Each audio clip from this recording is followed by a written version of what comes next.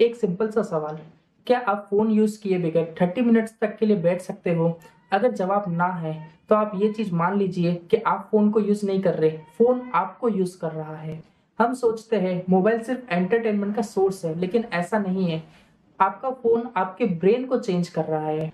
Research बताती है एक एवरेज इंसान 4 से 6 घंटे सिर्फ़ और सिर्फ़ फ़ोन यूज़ करने में निकाल देता है। वो भी ऐसा नहीं वो इफ़ेक्टिव वे में कर रहा हो, वो सिर्फ़ और सिर्फ़ टाइम पास करता रहता है। तो अगर हम बात करें साल के 60 टू 70 डेज़ तो हम सिर्फ़ और सिर्फ़ फ़ोन यूज़ करते रह जाते हैं और सिर्फ़ टाइम पास करते रह जाते हैं।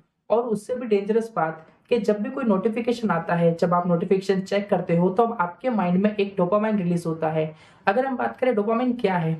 डोपामाइन एक चीज़ होती है, एक तरह का केमिकल होता है जो हमारे ब्रेन में रिलीज़ होता है जब हम कुछ अचीव करते हैं, जब हमें कोई खुशी मिलती है।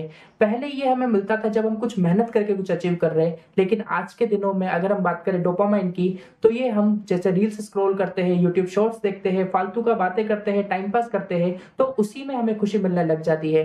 तो जो पहले हमें मेहनत वाला काम करना पड़ता था, जिसमें हमें खुशी मिलती थी, आजकल हम वो करना ही नहीं चाहते क्योंकि हमारा डोपामाइन तो नॉर्मल सिर्फ स्क्रॉलिंग में ही हमारा डोपामाइन रिलीज़ हो जाता है, इसलिए हम वो सब चीज़ें करना ही नहीं चाह रहे हैं।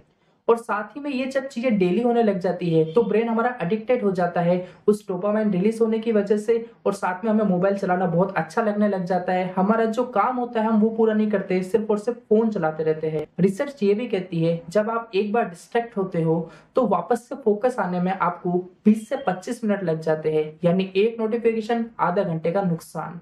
और साथ ही में अगर हम बात करें आप पढ़ने बैठते हो, तो 5 मिनट बाद एक रील का नोटिफ़िकेशन आ गया या शॉर्ट्स का नोटिफ़िकेशन आ गया और कब वो 1 घंटा बर्बाद हो जाता है आपका एक रील से, वो आपको पता ही नहीं चलता।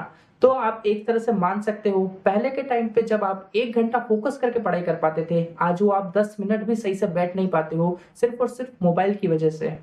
और फिर इन सब चीज़ों की वजह से आप खुद को ब्लेम करने लगते हो कि मैं बहुत लेज़ी हूँ, मुझे कुछ समझ में ही नहीं आता, मेरा फ़ोकस ही नहीं लगता, मेरे से काम ही नहीं हो पाता। लेकिन इसमें दिक्कत आपकी नहीं है, इसमें दिक्कत है आपका ब्रेन जो है वो ओवरलोडेड है। तो इसको ठीक कैसे किया जाए, इसके सॉल्यूशंस क्या है? सबसे पहली चीज़ आप जब सुबह उठो 1 घंटे तक आपको फ़ोन यूज़ ही नहीं करना है। दूसरी चीज़ आपका जो डेली टास्क है उसको आपको लिख देना है ताकि आपके पास में फालतू का टाइम करने के लिए टाइम बचे ही ना।